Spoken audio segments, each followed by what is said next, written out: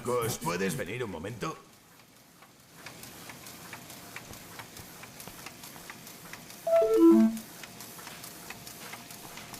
Sí.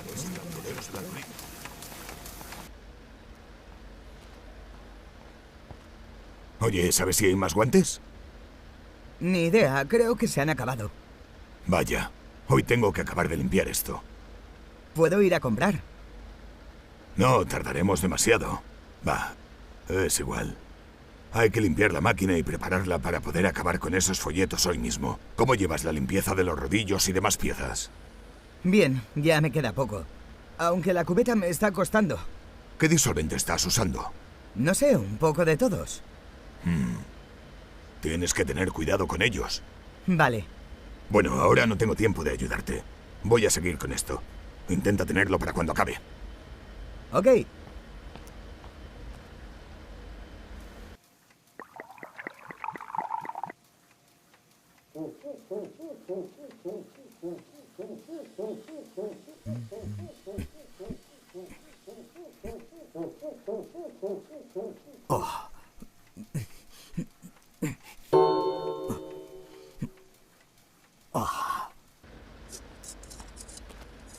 ¿Tienes algo para los ojos, Lucas? Me pican mucho. ¿Cómo qué? ¿Colirio? No lo sé. ¿No tendríamos que tener por aquí una fuente de esas para lavar los ojos? Sí, tendríamos. También tendríamos que tener guantes, gafas y mascarillas. Pero mira... Voy a ir a la farmacia a ver qué me dan.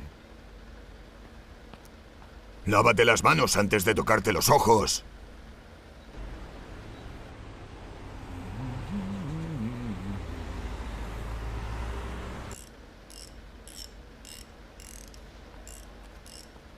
Oye, Lucas, he estado pensando que tenemos que decir algo al jefe.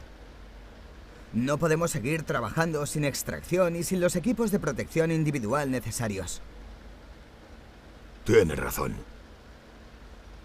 Ya sé que se debe recurrir a los equipos de protección individual únicamente en caso de que no se haya podido evitar o minimizar suficientemente el riesgo mediante medidas técnicas de protección colectiva u organizativas. Pero vamos a hablar con los otros. Si somos más, nos hará más caso. Estoy seguro de que la impresión puede esperar.